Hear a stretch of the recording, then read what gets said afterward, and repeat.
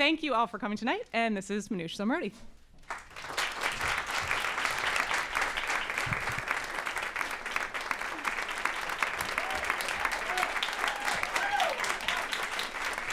Okay, I am literally quivering with excitement. It's so cold outside. It's January. January sucks. We're here. There's a bar. You're going to make new friends. You're going to get bored. It's going to be so awesome. Okay, so now I'm going to go back to the script. Hello, everyone, and welcome to the official launch party of Bored and Brilliant, the lost art of spacing out. I'm so happy to have you here. I'm also so happy to have Maria Popova of Brain Pickings here, if you're a Brain Pickings fan. The artist Nina Katchadourian, who you are gonna fall in love with. She's wild. We also have the creator of the app Moment that we're partnering with. We're so happy. He just flew in from Hawaii from his honeymoon. So I think let's give him a round of applause. And our old friend John Keefe, head of WNYC's data news, who's gonna always put us on the right path to wherever we need to go. I think he's in the back there. So quickly, I really wanna thank the Stevens Institute of Technology in New Jersey. They are supporting New Tech City here in the Greene Space tonight. We are very, very grateful to them. So tonight you're gonna hear about the science, the history behind the Bored and Brilliant project, and why maybe you or someone you know should reconsider or rethink their relationship with their phone. And then right here in the Greene Space, I think you've been warned, we are going to do an act of semi-scientific research altogether. I don't know how that's gonna go. I am really excited about that. Did I mention there's a bar? So there is that as well. So first though, I wanna tell you about a little journey that I have been on, which is why I'm standing here. I realized that I hadn't been bored in 7 years, like since I got a smartphone. My son was born the same month as the iPhone, June 2007. They're very different. And I don't know if I wrote an article about this, that for me, he was a terrible baby and I pushed him around. He was awful. He would only sleep when I was pushing his stroller. And I didn't have an iPhone because I wasn't an early adopter. I had a flip phone and you couldn't really do much with that. So I just pushed him and got bored, really bored, and slightly depressed. And then I kind of broke through to this amazing place where I started to think, like, what did I want to do with my life?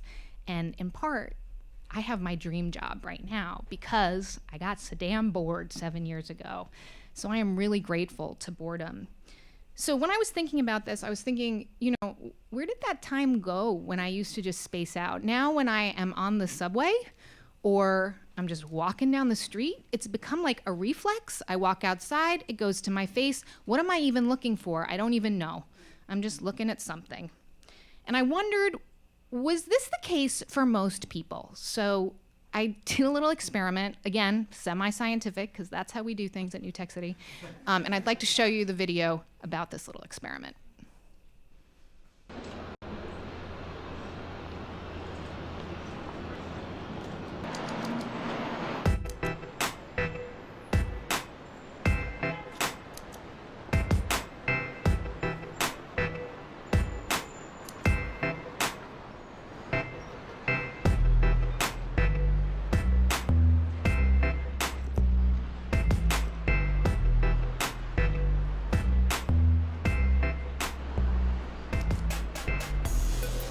We're counting how many people not only are walking by, but how many of them are looking at their phones, how many of them are using their phone. That could be like listening to earbuds or something. They're interacting, their phone is part of what they're doing. And there's a lot of people sort of getting to work, they're zoning out. And then there are other people who are looking at their phones, like I have to get this done before I walk into the office, I guess is what they're doing. And then there are people who are just like gripping their phones. They're not looking at them, but they're at the ready. If they needed to look at their phone, they could. Celebrity even walked by. Emily Blunt walked by. Was she on her phone? No. She was having a Zen moment. I think she was coming from the gym.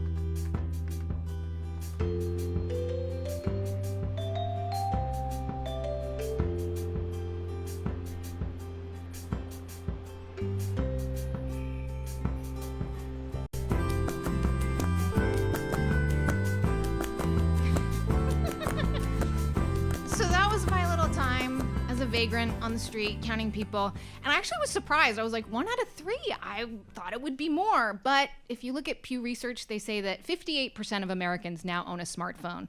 So yeah, quickly do the calculations. That actually means 1 out of 2 people who own a smartphone cannot walk down the street right out here without, I'm a gripper. How many other grippers are there in the audience, right? You're like, I got it. If something happens, I am so ready. I am ready to go.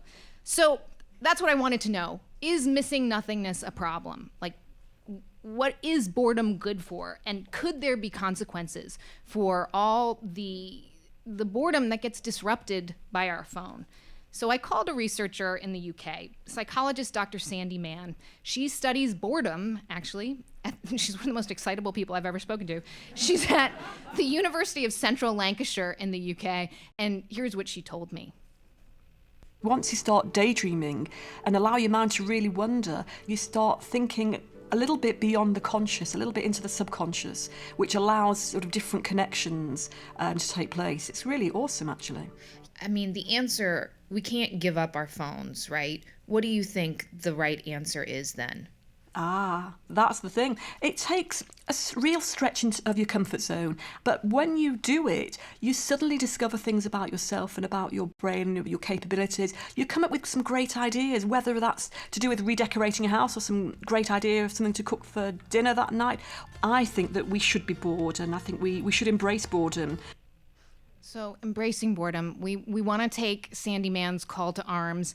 I also spoke to other neuroscientists who told me that when our brain is supposedly doing nothing, it actually is doing tremendous, tremendous work.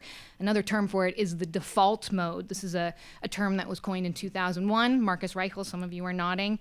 And fMRIs can actually show this specific neural network that is in our brain that gets activated when we go into this mind-wandering place.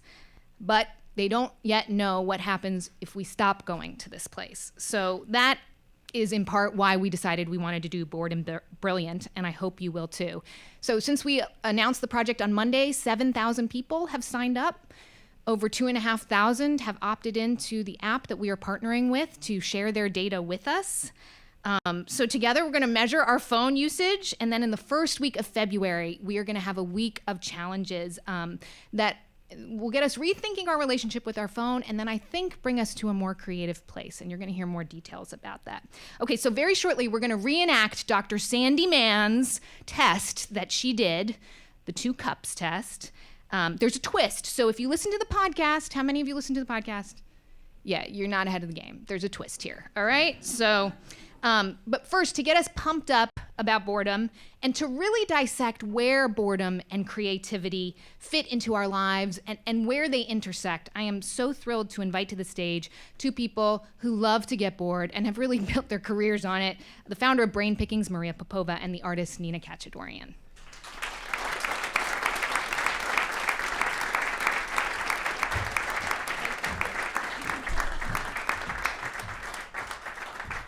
Nina's going to go first. She's going to show you a little bit of how boredom has become her muse. Nina, I'm going to turn it over to you. Thank you. Hi, everyone. So I'm going to tell you a story, a little show and tell, which slideshow should oops, here we go.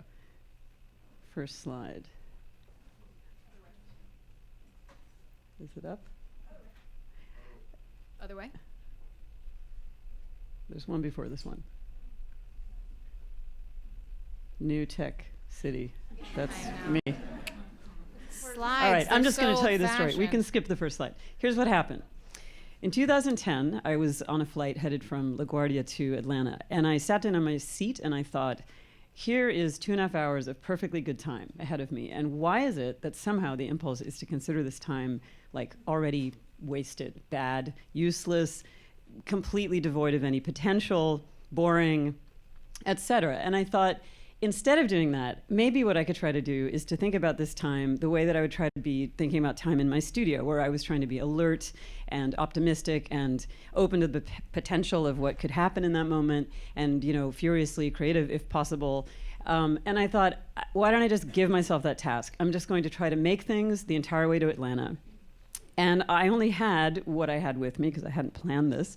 So I had a bag with stuff in it, stuff in the seat pocket, whatever the flight attendants handed out, and I had my phone. I set to work, and now, 154 flights and 5 years later, I'm pretty dug into this way of working. And this has now become a project called Seat Assignment. So what I'm going to do is I'm going to show you a real whirlwind tour through the kinds of things that happen as part of Seat Assignment. And this is sort of a tip of the iceberg view, but I hope it'll make you think about what you can do with very little a lot of the time. Let's see. So, for example, there are a lot of landscapes that happen. Part of the reason for this, I think, is because I'm looking in the in-flight magazine and finding imagery that is an inducement to travel more. So people are shown these things because they want you to book the next flight, go to the next exciting place, look at volcanoes with sweater lint coming out of their tops, build or observe strange structures built in the forests of New Zealand out of peanuts and cashews on the beach and totem poles and topiary gardens in Lake Como with peas placed upon them. These are micro moments on my tray table. I spent an entire flight, actually once just with a cocktail napkin, twisting it up and trying to create these sort of ropey shapes that I could do things with. And a lot of outdoor imagery tends to come into the project too, because I think people are also encouraged to go and do extreme sports and exciting types of travel like that. So you'll see here a bunch of images that have to do with the vast and glorious wilderness and things out there that you didn't know were there. All of these things are a response to that's a very aggressive sandwich, pursuing a skier. They never feed you anymore for free on flights, so you have to always bring your own food. So, but I think that another way I like to think about this project is that there's a relationship between freedom and constraint that I think can be very productive. And also a lot of things about boredom and anxiety that I think are connected that I'll get to in a moment. I try to make a clock in the drink well every single time I fly. And this is sort of an image for me, these images that in a way sum up that kind of time on planes where you're kind of nowhere in no particular time zone. There's no hour hand, there's no minute hand to the kind of time you're experiencing. Some of these become kind of Stonehenge-y, like those.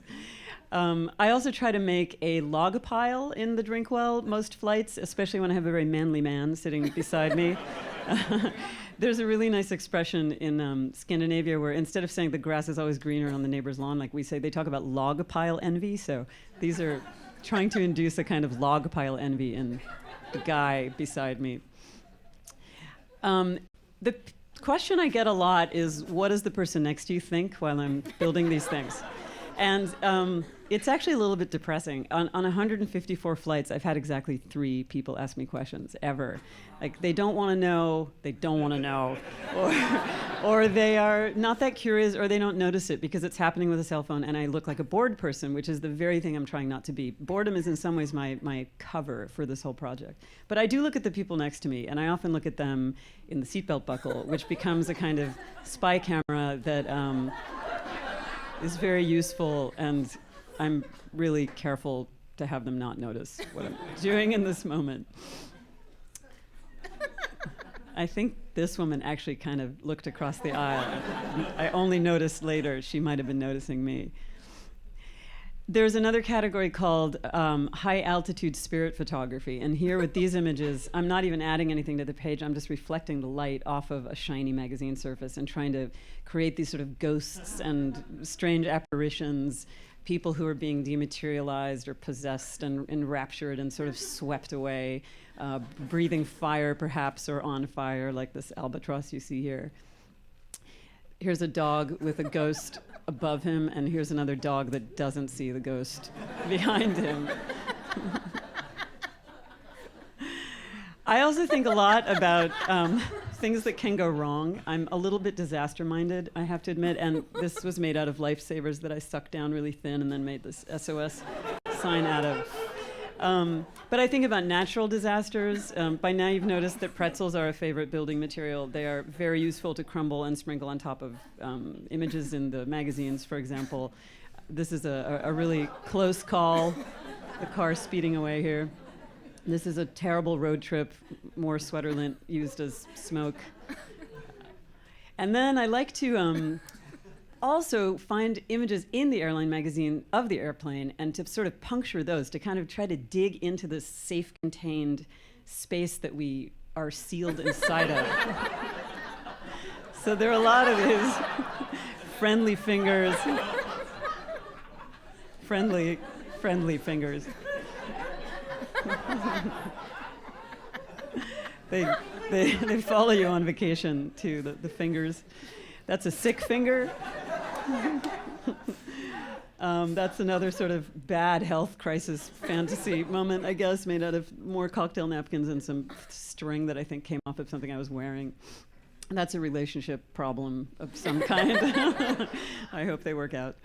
And then, I think about the unthinkable. I mean, I think anytime you get on a plane, I would have to imagine this is true for everyone. Some tiny amount of your mind is thinking, I am in a metal tube with hundreds of strangers that I don't know, going at speeds I don't really want to contemplate too long. And there's something very anxiety-provoking about that, for as normal as it has become for many people too. But I think about that.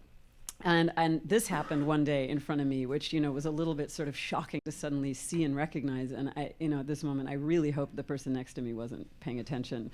Although the person next to me probably saw 2 wafers on a tray table and not this view that I had through my camera. I make a lot of creatures. So this is called the sugar fox. He's sort of breathing this cloud of sugar, and a wig bird, in case you've never heard of one. That's an evil cat. This is a kind of close encounter, underwater encounter. A leopard appeared at the bottom of my drink. This is sort of, again, with the cocktail napkin, this one flight. This is sort of a snake charmer, I guess. I think of her training this creature. And then there was this infestation by these curly things of this kitchen that just took over the whole situation for a little while. This is called Ascension, which is a very common Renaissance art historical painting type, where in this case this dog is going up a little Sky Mall doggy ramp to heaven with a halo made out of a teabag string. You can reflect things in the belt buckle also within a picture. So I made a centaur out of a rock climber. I made a lap octopus and a lap lobster. And I spent a lot of time one flight making sweater gorillas. These are sweater gorillas. And this really looked like nothing, unless you were looking down on it. I think to the person next to me, I was like a person obsessed with playing with my sweater the whole flight. That's a sweater gibbon. I'm branching out into other forms of monkeys. There's an ad series that you might have noticed called Top Doctors in America that runs in a lot of airplane magazines, and I love defacing these with various sort of strange headdresses, and they've become this kind of cabal of, I don't know, Masonic order of some terrifying kind. They keep getting more Baroque recently.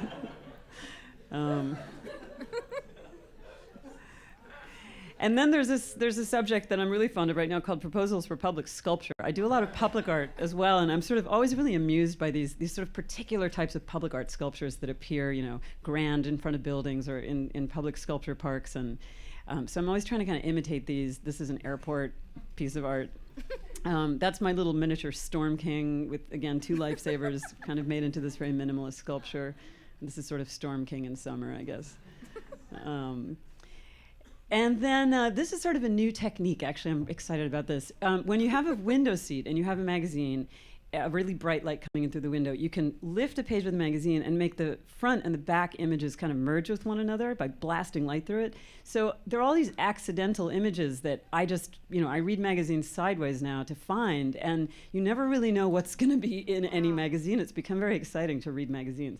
So in this case, this sort of tweedy guy on one side with, this ivy-covered wall on the other. And I like this way that the flight map gets really scrambled with places from very different parts of the world, all of a sudden all mixed up. This is, I think, that tower in Berlin underwater, all of a sudden, hands desperately reaching up from the laptop, and some kind of church that worships an upside-down mountain, and the painful American, I guess you can call this one. There's been one group of photos from this project that's kind of run off and had a curious life of its own.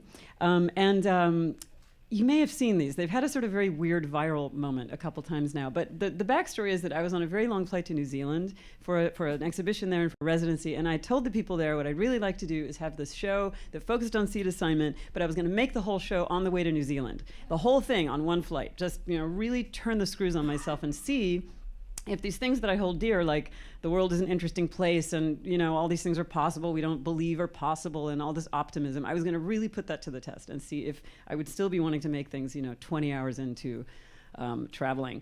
And a lot happened on that flight. But one series that I took advantage of, the long flight time to make in the lavatory, were these photos, which are called lavatory self-portraits in the Flemish style. I gave them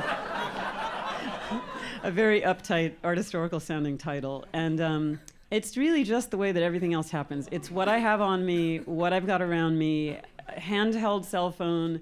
I hung up a scarf behind me in a few of these cases. I had a black scarf on me and I had an orange travel blanket. And I think jet lag really plays in my favor. I mean, you can see this kind of melancholy is really deep fatigue, I think. That's my neck pillow. That became really useful. So, I'm trying to be as many different people as possible. I guess this is my, Fako Vermeer, this one here. And I've recently started making music videos in the airplane bathroom, which maybe we'll get to by the end, time allowing. Yeah. But anyway, that's what I wanted to share with you today.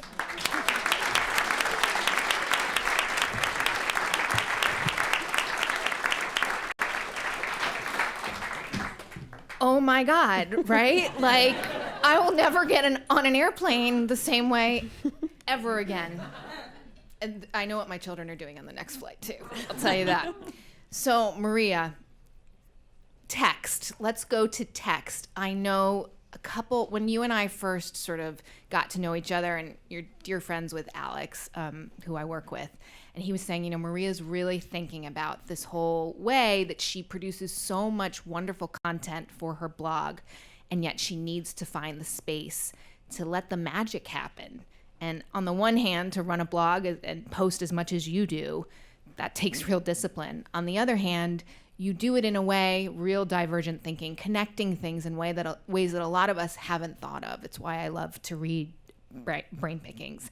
So can you sort of talk about, first of all, some of the research that you've done about creativity and also where it fits in your work life? Sure. I'll tell you first a little story that Nina's work reminded me of, it, which I had completely forgotten. 2 summers ago, I was coming back from Sweden, and I was flying some European airline. And upon takeoff and landing, usually that's my favorite time because it's when I read and there's no sort of screens and things. I just, So I take out my book and I pull the tray table down and they hand me a napkin, like one of those airplane napkins. And I noticed that on it is printed an instruction on how to make a rose out of that napkin. And I had this moment at first thinking, oh my God, that's so sweet and thoughtful. And then the soul-sinking feeling of, we're no longer trusted to be alone with ourselves for even a moment.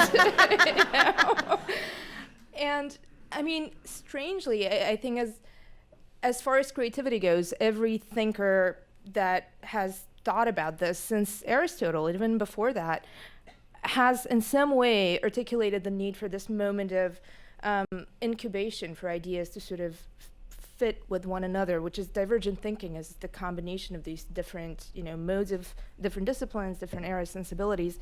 Even, T.S. Eliot talked about idea incubation and this sort of time when there's no effort of a direct nature when creativity actually happens.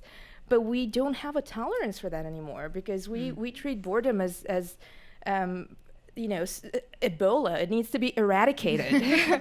And with that goes away the capacity for stillness. So I in my own life, I'm very conscious of it and conscious of this sort of very fine line between brain pickings for me is just a record of my curiosity and sort of my growth as a person. But alongside that, I'm very wary of making that a compulsion and making it something to be accomplished as opposed to something to unfold organically. And I think collectively we do that with everything having this sort of goal-oriented, undertone to it. So boredom is the counterpoint to that. And I hope that we can recultivate the tolerance for it, because that's where a lot of magical things happen. So this morning, even, you posted something about, I love this headline. This is the best headline I think I've ever read. That was just for you. Thank you. Kierkegaard on boredom, why cat listicles fail to answer the soul's cry, and the only true cure for existential emptiness. What I love about this whole boredom conversation is, A, it's like good stuff and really bad stuff, and super mundane things like salt particles on a magazine, and really deep things. Tell us a little bit about writing this, because I read it this morning. I was like, and she just whipped this out, let me think about boredom. Okay, well, there's Soren, so Well, I mean, one advantage to writing about things that have been gone for a long time is that you've had a long incubation period. So this is actually based on something that I read many years ago. And, one of the things that happen with human attention is that as soon as we have some sort of topic or stimulus that we focus on, suddenly the world reveals all these elements of it and different things that we encounter that make us think of that and connect to that. And so, of course, yesterday I was thinking about us doing this tonight, and I thought, I remember something that I read, maybe 5 or 6 years ago. And granted, I've written about boredom in different ways before, but I revisited this text, and suddenly it had these new dimensions because of what I'd been thinking of. But the part that I find very interesting about Kierkegaard's point about boredom is that he calls it the root of all evil, and he is actually very much against it. But then after going on this really kind of expressive and florid rant against it, he actually says, while boredom is the root of all evil, idleness is the greatest good, and it's a divine thing, he says. And he makes this sort of distinction, but by the word idleness, the way that he uses it in context, it's actually very similar to how we use stillness today, and this sort of space for non-attached presence, almost in a Buddhist way, and he says that he has this one great line. I think he says, I have it here, idleness, it may be said that everyone who lacks a sense of it thereby shows that he has not raised himself to the human level. And he says that it's truly divine if one is not bored. And I love that, because it also shows how our cultural sort of language, the evolution of our language around these concepts has evolved, and how much of it is just semantics and what do we call things. And I love that in your video you talk about zoning out with an iPhone. And in a way, I mean, boredom is a counterpoint to Mihaly Csikszentmihalyi's concept of flow, which is this immersive state where you lose concept of time and you're so absorbed in the creative task, And so if zoning out has to do with boredom, then this kind of creative flow is kind of zoning in, this dialing into the moment. But you can also talk about it the other way around. So how we frame things very much affects how we argue for it, how we practice it in our own lives, and what kind of space we really make for it. Yeah, I mean, as a parent, I'm not going to be quoting Kierkegaard to my 7 and 4-year-old tomorrow morning, but that moment... That won't hurt. Well, maybe I should. But that, I'm so bored. And what I've noticed, just observing my own behavior and my fellow parents' behavior, is that my tolerance for the belly aching that happens has gone away. And so I hand over the phone kind of just because I can't deal with the whining. And I sort of wonder, we as adults have stopped being able to tolerate the belly aching. If you don't give your kid a phone on an airplane these days, the dirty looks that you get from people around you are give the kid a phone already, Whereas it used to be all right, this kids, what can you do? It sucks. It's the way it is. So I see that we're sort of perpetuating this in that we lose the muscle, and then we really don't have the muscle. So now, Nina, one of the other interesting things that I read about you is that you are one of the original marshmallow kids.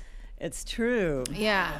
Do people know what that is? Yeah, why don't you tell them? No, So tell us. I do just want to say, though, that the other thing that neuroscientists say mind wandering is linked to, in addition to creativity, is delaying gratification.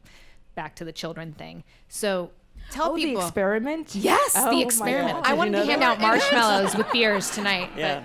So I will just say, for those who've never heard of this thing, there was a study done in the late 60s, early 70s at Stanford University that's now famously called the marshmallow test. And what they would do is stick a Wait, kid can we in... just stop for 1 second? Yeah. Who thinks that Nina could resist the marshmallow? Oh, yeah. Who thinks I she ate was it? like, I want that thing? All right, so 50-50. Go Good. ahead. Okay. They would stick a kid in a room and ask them or tell them, what's going to happen now is that you're going to be here with this marshmallow in front of you, and we're going to leave the room and leave you alone with the marshmallow. And if you can handle not eating it till we come back in some unspecified amount of time, we'll give you a second marshmallow. And they would see what the kid would do. So I could spend a lot of time talking about this, and I won't tonight. But one thing that was interesting in my instance is they did not use marshmallows at all. I remember some sort of sweet dish of candy situation being the first prize, and a red toy trumpet being the big prize. And I really, really wanted the trumpet. I didn't really care about the candy, and I remember sitting in the room by myself and making a very calculated, kind of cold and calculated set of decisions. And one of the things had to do with the candy's not that great, the grown-ups might be full of crap and not deliver on this at all. But the trumpet is so fantastic. I'm willing to kind of trust the grown-ups, take my chances, and wait. I spent a lot of time mulling over the whole thing like it was a kind of puzzle to be How solved. old were you?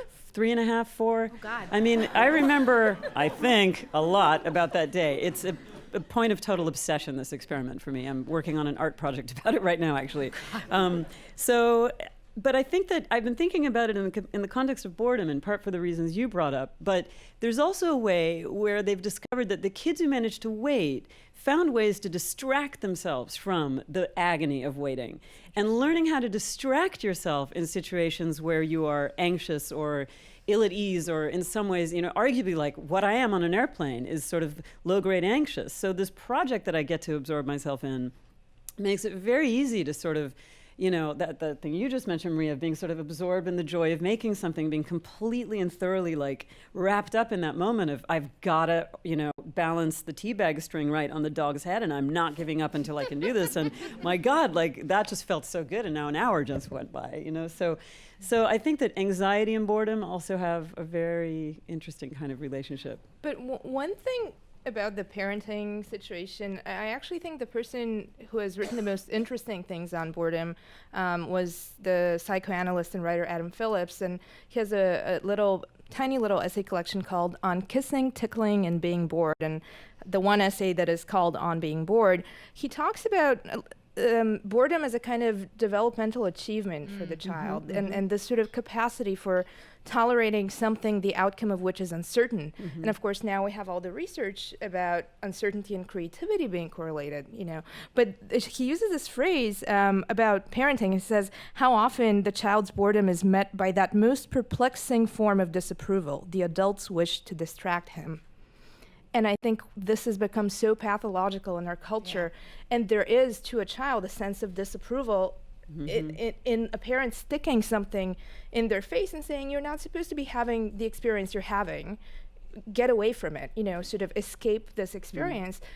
So this is just something I worry about sort of on a larger scale. And I, as a parent, I worry about it, like that my kids aren't going to go to those very strange places that I went to in the 70s as a child who was bored often. My brother and sister are actually sitting in the audience. And I just remember one day being so bored that I gathered all the house plants in the whole house. I lined them up. I gave them all name tags, which explains like why you're all wearing name tags, like cyclical. And then I did a concert for them. So things do repeat themselves, and you do set yourself up later in life. And I was corresponding with another neuroscientist, someone at USC, and they say we don't have the research yet to show the causality, but what we're very concerned about is that kids who are constantly thinking about what's happening right now aren't doing something that they call autobiographical planning, which is what are my goals? How would I get there? What would I maybe want to be? And instead they're thinking like, and look, I think there's a place and time for this. I host a tech show. I obviously really love technology. I'm also super grateful for what it's done for that I can be with my kids and work full time. But this thoughtlessness about it, like it's worrying. And I also worry that these people who are doing the research aren't going to have the data for another 10 years. And like, well, it's a little late by then. So, I mean, that's where my sort of concern comes with it. I guess I want to open it up to you guys for questions. But in terms of your own, I mean, Nina, we've seen some of the ways that you put restrictions on yourself to create your work. Like, Maria, what are some of the habits that you have then to find balance? I wouldn't say I've ever really imposed any specific sort of one day I wake up and this is going to be a restriction, but I've gradually kind of stopped reading the internet. And I mean, look, I have an iPad on my lap right now and I'm reading Kierkegaard on it. And you know, I use it more as a tool to do what I love doing, which is I spend the majority of my time with old books, you know. But it's never been deliberate. I think it is important, at least to me, it's been useful to really dial into sort of my own sense of what is it that charges me and what is it that drains me.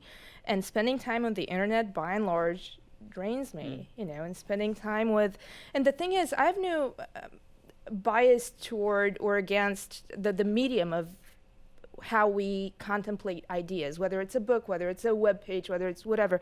But I do think that there's enormous value to immersive, prolonged contemplation, which is essentially, Adam Phillips also talks about this notion of fertile solitude, which is correlated with boredom. And boredom is essentially infertile solitude, right? When you have this sort of stretch of time by yourself and you don't know how to fill it. But I actually think it's important to really deliberately engineer these stretches of time that you fill with contemplation and with things that are not goal-oriented, but are more about sort of making meaning. Does anybody have any questions for Maria and Nina? We have a couple minutes here before we get to the next part. I think we have some microphones going around. Can we bring a microphone to the front? Right here? Thanks, Roberta. Right here? Yeah. Oh, I love these name tags. Hi, Henry. My question. What kind of plant are you, Henry? Yeah, right. Combustible. Succulent. Sorry, that was really weird. Apologies. What was my question? I said combustible, so it's just as iffy. I'm hoping to hear back soon, and I'm in this weird sort of transitional point of under to whatever kind of employment you want to call it, and I'm hoping to get a job that would basically be in media and producing content, #content on the internet for a living. And the concern I've got is if I get this job, and it's sort of a dream to get this job, how am I going to set up the boundaries for, first of all, it's going to be moving from a traditional, I was formerly at a major museum, and now I'd be going to like an internet startup company, creating the boundaries to become bored. And like, it just, I'd be with the self-driven nature of wanting to be the best expletive employee ever, type A personality, shorthand. How do you create the actual space for how do you guys create, is there any boundaries or whatever to create that? Such a great and important question. And I think that that's the problem, right? If you want to be good at your job in the digital age, it requires being on all the time. I mean, I see us in the newsroom struggling with that. And our colleague flushed her phone down the toilet. And on Monday, this happened to Nancy. It really did happen. She rescued it from the toilet. Go, Nancy. But it didn't work for 24 hours. And she said she was like jonesing, like itching. And then she kind of started to settle down a little bit. But she said to me, she was like, I can't, right now I can do my job because I've told everyone. She used a landline today. She was very excited about that. What's that? Right? She's like, they sound so clear and crisp on a landline. I was like, I know, we should do that, right? It's almost like Skype. Yeah, Skype's the worst. So, yes, and sorry, tangent, Nancy. What do you guys think? What is it? I mean, I think especially when you're in an entry-level position, you can't be like, sorry, Tuesdays and Thursdays, 10 to 12, not available, thinking, you know, like, what do you do? Well, first of all, I should say that phone thing happened the morning of my 30th birthday. But my reaction was the opposite. It was like, oh my God, this is amazing. It sat in a jar of rice. The rice thing works. Yes, it does. Heard that. And then 24 hours and it was fine. But I had Does anybody not know the rice thing? the rice thing? If you drop your phone in the toilet, put it in a bag of rice. But completely covered and Oh, okay. sealed. All right. Yeah. Don't say you didn't walk out of here with a tip, all right? I don't want to hear it. Okay, sorry. But in any case, the point being is that I am completely unqualified to answer that question because I've made very deliberate decisions in my life not to be an employee, and that meant 6 years of being in extreme poverty and doing all these things that it was, again, the sort of the marshmallow thing, like I wanted the trumpet so badly that I really didn't care that I was eating store-brand tuna and oatmeal, that sort of thing. And so I don't know. I genuinely don't know how to, even if it's even at all possible, when there are demands from the world pushing in to create space within and push back just enough so that you contain your inner life, but not so much so that you become kind of a bad employee. I don't know. I mean, I will say, Henry, that like day 1 of the challenge, February 2nd, is, you're in on a secret here. The day 1 is keep it in your pocket. The idea that whenever you walk anywhere, just like the video, you don't look at your phone. So even in small places, we're hoping people will find a little bit of respite. I'm curious to know if that works a little bit for you. The vision starts on February, so I'm sort of... Perfect. Yeah. Okay, great. Day 1 is keep it in your pocket. Day 2 is throw it in the toilet. No. Can I just tell one more toilet phone story? Because Yes. I did this on Saturday for the first time in my life. It's like It a went rite in. of passage. I mean, And my friend who almost became an analyst and loves to analyze everything in this kind of unconsciously did it vein, he said, I just want to point out that WNYC is WC with NY in the middle of it. And that's why you dropped your phone in the toilet. I just thought I'd share that. But okay, so who's ready to do some divergent thinking, huh? Yeah, that's what I thought. I could tell. Okay, so Dr. Sandy Mann, my guru, she did the study where she measured people's creativity depending on which activity they did beforehand. And that is what we're going to do now, all right? So we're going to pass out instructions. The New Tech City team is going to swarm you. And there are 3 groups, okay? So the group over here, you are the readers. Group here, you are the writers. Group there, you are the control group. Okay, so you're gonna get your paper, and each one has different instructions, okay? So only read phase 1 of your instructions, show a little, like, that you don't need instant That's gratification. also self-control. Exactly. Only It's your read marshmallow section for one. tonight. Don't flip ahead. Exactly. So each group is gonna have a different way to get bored. It's gonna get a little weird in here, okay? I just wanna put it out there that, like, it's gonna get awkward. You're gonna feel uncomfortable. Kierkegaard says that's just part of it, so trust in Soren that you must pass through to the boredom, all right? Control group, you can be bored at the bar, so that's really up to you. You are the control group, so if you want to talk, look at your phone, hang out and talk. John Keefe is going to hang out. Kevin from Moment is here to hang out. Control group, you kind of win no matter what. The rest of you, it's very important. This is very scientific. So please follow the instructions that there are, all right? So for the first 7 minutes, I'm counting now. Control group, I'll see you in 7 minutes.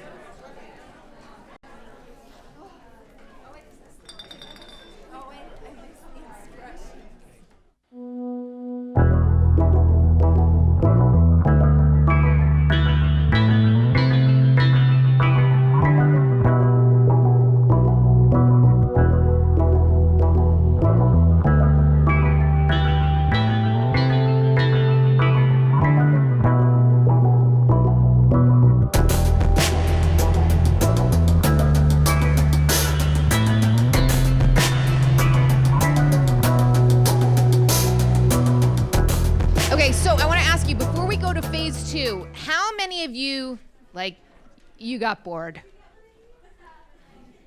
Good, okay. How many of you think control group, please control yourselves. All right? Okay, control group, we just asked how many of you got bored? Anybody from control group, did you get bored? No. Oh, you did? Oh, saucy. Okay. How many of you think that, you started to daydream? Okay. So how many of you actually kind of enjoyed this?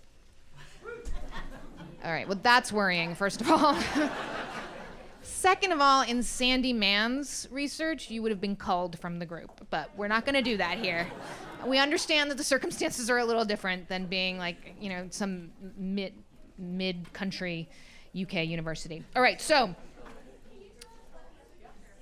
yes, absolutely, good question. So this group copied the phone book. This group read the phone book. And now this woman's saying to herself, I was in the control group. You lucked out. Okay, but now, control group you included, phase 2 is about to commence, okay? This is very important. If you think that you daydreamed, please remember this. You are gonna need to do a little dot on your Post-it notes as you come up with the ideas for phase 2. So in Sandy Mann's crazy research, she took 2 cups. Each person who got bored then had to come up with as many ideas as they possibly could for 2 cups. If you listened to the podcast, you heard some of the ideas. They were very interesting ones that people came up with. We're not going to repeat that. Tonight, forks and sponges, as recommended by Nina. Nina was like, I think forks and sponges. And I was like, yes, forks and sponges. And so, right now, forks, sponges, are being handed out. And what we want you to do, you also are gonna get color-coded Post-it notes. We're not sponsored by 3M. We really should be because I love Post-it notes. So what we're gonna do is we're gonna use them, write down your ideas, as many as you possibly can in this period. It's gonna be very short, 5 minutes. And if you were one of the people who went into daydreaming, you think you went into daydreaming, put a little dot on the corner of it, okay? And there's gonna be people coming around to collect your Post-it notes. Any questions? One idea per Post-it. In the phase 2 instructions are the details. So go ahead, read phase 2 instructions that you should have. Control group, you didn't get instructions? Oh, control group. Oh, control group. We are gonna have you Post-it notes, and you are gonna get forks and sponges. So they are coming around, right? Okay, it's happening? All right.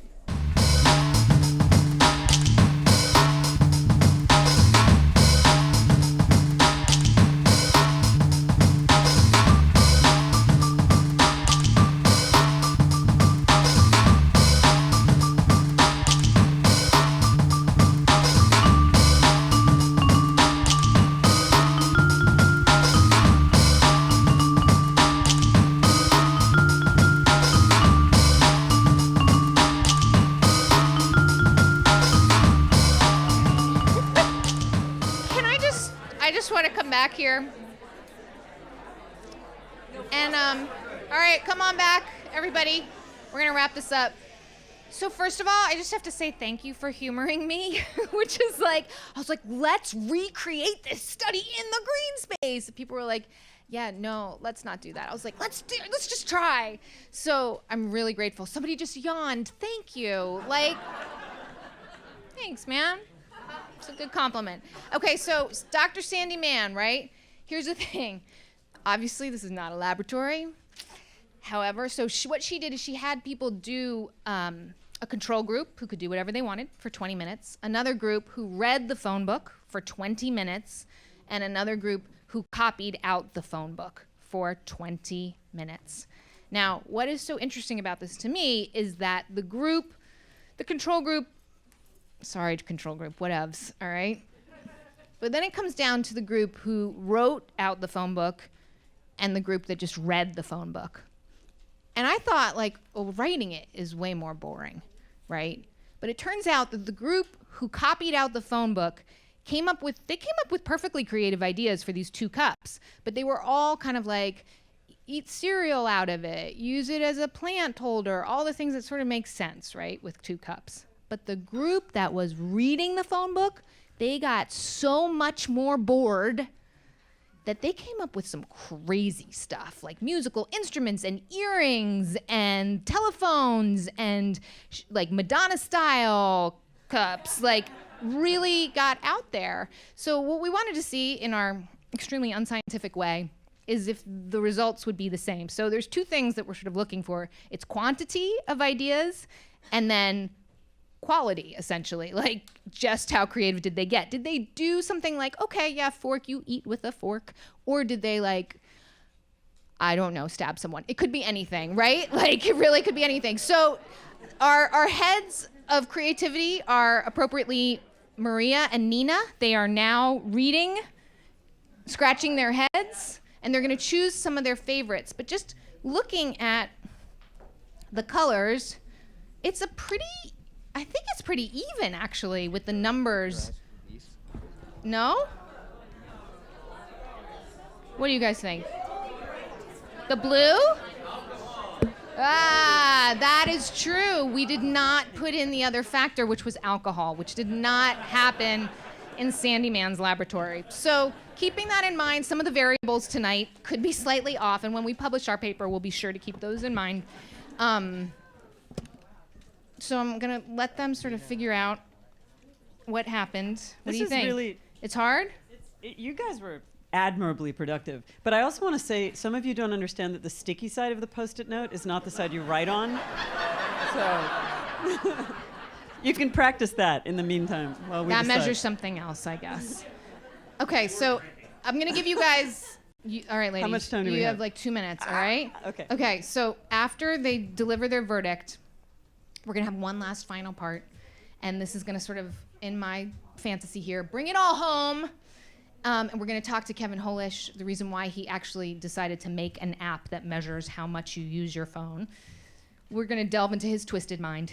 And also John Keefe about what some of the data that we're getting is potentially going to tell us. Will it be as scientific as this evening? Or maybe even more? Well, that's our hope, right? Because we are getting such amazing response to this project that we think that maybe we may be able to figure out some things that we didn't think we'd be able to when we were like, let's get 40 people. All right. No, it's going to be good. All right. Pick your favorites. I know there's some good ones. I like the one that was a shark tooth cleaner. That was good. There's some really good drawing, actually. We have 2 finalists. Maybe we should present these 2 and then the audience can like clap. That's great. Yeah, let's do that. So, Here. All right. Judge. All right. Go ahead. Entry number 1. Illustrated entry. Gum massager for sharks. From the yellow group. Now, entry number 2, I should preface by saying that we're going for divergent thinking, so things that combine multiple disciplines and such. Poke people, then pat them. Industrial design and ethics. That's good. All right, Okay. so what we got. Can we just read a couple more of your absolute favorites that you have up there? I was very fond of this one, but it's partially about the drawing. It just says contemplative sculpture. Can you see this? It's sort of a very... There was also a fork Stonehenge somewhere down here. I There like it this is. one, No, which is wait. clean the fork. Yes. Clean the fork. Pitchfork for SpongeBob SquarePants. Oh, yeah. It's dark. I like that. The letter T somebody made. That's good. Scrape the fork against sponge as musical instrument is very subtle. Oh, no, as I well. found a winner here. Sleeping bag for fork. That's good. That's really good. Stress reliever? Wait, I do not get that one. Okay. Fly swatter. That's good. Fly swatter. Totally. That could be a fly swatter. I like that. Sponge launcher. Lots of sponge launchers. Lots of catapults. Okay, so we could go on and on really here, but I think what we wanted to demonstrate, and I think it did, was make the point that when we do let our minds wander and give ourselves a chance to do weird shit like this, we can go to some kind of cool places, and I feel like maybe we need to give ourselves the gift of doing that more often. I know I certainly do. So if Kevin and John could join us on stage, I want to get back now to how we're going to bring some of the weirdness that I hope you experience tonight into your daily life and get bored, maybe even brilliant, maybe even come up with some crazy idea. What was that other good one that there was? The sponge.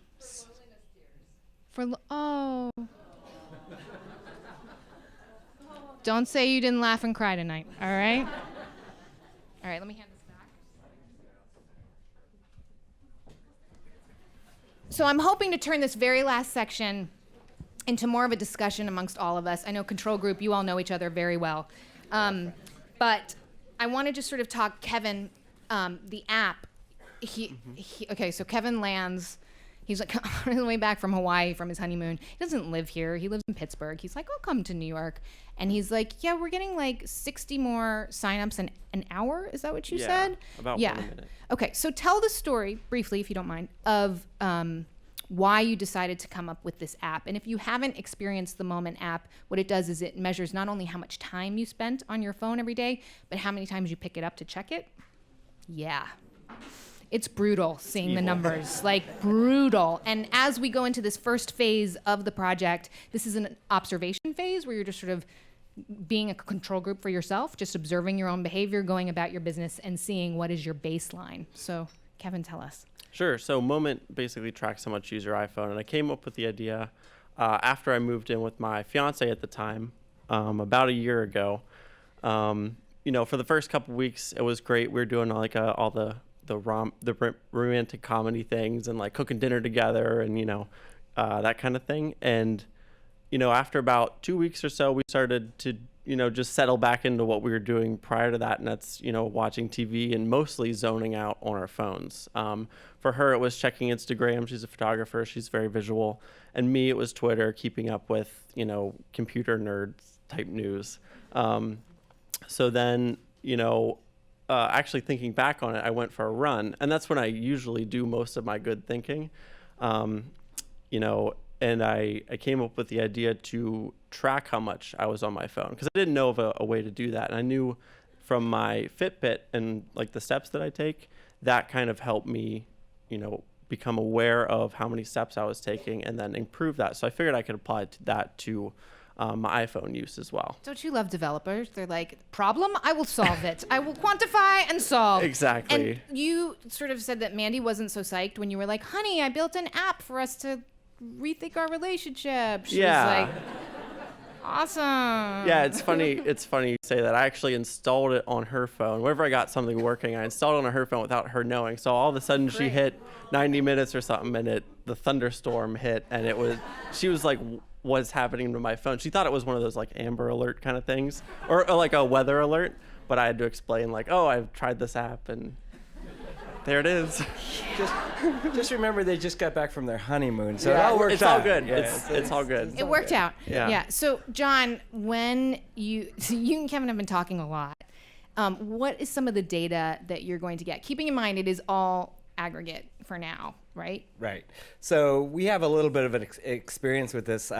We did a sleep project a little bit ago where we were inviting people to track when they went to sleep and when they woke up using their phones. And we got to see, actually, in the group of people who participated, people actually got more sleep after we had done this. Not scientific, but it was a pretty interesting result. So we were thinking about this and figuring out how we would do this.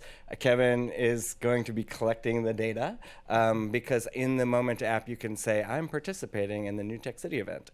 And so we will know together how we're doing. The idea is that for the week before the challenge week, we're going to be just looking and seeing how that group, as big as we can get it, will average Monday, an average Tuesday, an average Wednesday, or the average for the sort of control week. And then the following week, there are all these challenges, right? So the first day, which I think is going to be really interesting, you mentioned it earlier, is just keep your phone in your pocket while you're walking and when you're on transit.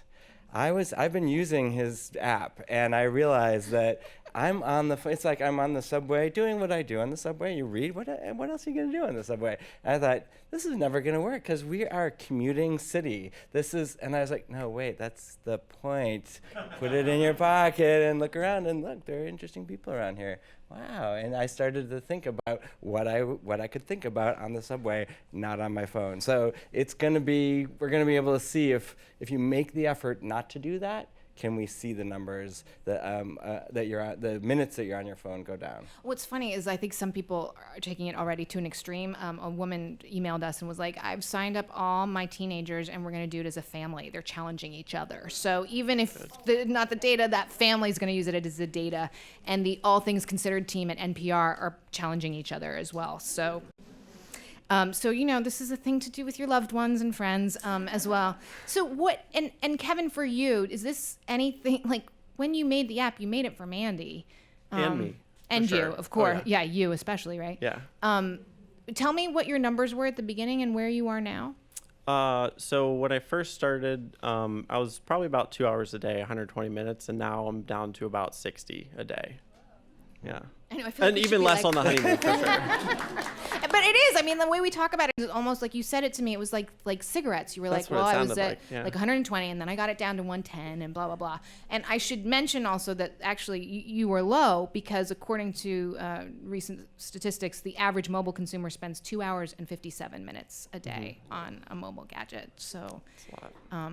Yeah, and like I said, like I'm not giving up my phone. I'm not doing it. But I think this idea of like the yes, absolutely, I'm on it all the time, or the no, I'm not, I'm in retreat. Like I can't live like that. This is about like how do we live with it. So what would you like? Let's set a goal here for what you'd like to see at the end. Like John, like what are you thinking? Like data jackpot if? Well, I think that if we can see. Just in this, again, not scientific, but if we can actually see that as a group, this right now, 2,400 people are signed up, right? 2,400 people have signed up and like not only downloaded the app, but clicked the little switch that joins this project. So we have some time before then, so that might go up. If we can actually see the numbers go down week to week, but also through the week, maybe we can even see if people are actually taking the challenge, if they can move the numbers a little bit. There are different challenges every day. Some of them I think are more challenging than others. Well, I think it depends what generation you are. Okay, that so could be. like That for could example, the second day is take no photo day. And I've had some like grown-ups look at me like, whatever, and tell that to a teenager and they're like, no. I'm like, yes. So I really, like, I think that we're trying to get a balance of what's going to hit different generations a different way. And I do think, like, we're not saying, like, oh, my God, 2 hours. No, this is very much a personal thing, deciding what is right for you. What a 16-year-old, maybe they want to get from 300 texts to 200, whereas, like, my mom, like... Yeah, that's not her problem. So I think each person needs to figure it out for themselves, very much so. So if we just have like 2 more minutes left, I would just love to pass the microphone around briefly to find out, where does your curiosity lay? Is there something you would like to know out of this data potentially? We are still in the phases where we're figuring out what sort of questions we can ask. Or, if you just want to share what your goal might be. We got some really personal answers today. One woman said, I think I'm making myself depressed by looking at my phone all the time. Another person said, like, I used to have this, like, I got a book deal and I can't finish the book, and I know why. Like, so some really interesting ideas. Does anybody want to ask a question, share? Hi, Aaron. You want to? Here, we'll run that over to you. Well, what I had was, it's more of a statement than an actual question. I think my relationship with the phone, it's healthy enough. I mean, I don't spend an eternity on it. My computer, on the other hand, I spend so much time on it each day. I mean, I'm practically a cyborg, so that's really what I'm trying to cut down on. Part of it's an occupational hazard. Other parts, let's face it, I'm a little bit addicted to Facebook and Twitter. Yeah, understandable. So we're not going to be tracking PCs or laptops, but we are going to be tracking just mobile. So it does work on the iPad too. And if you are on Android, do you want to bring the mic right there? If you want to, Android, we have a suggested option for Android, or if you're on Windows also. Hi, my issue is that I'm addicted to podcasts. How does that figure? I know.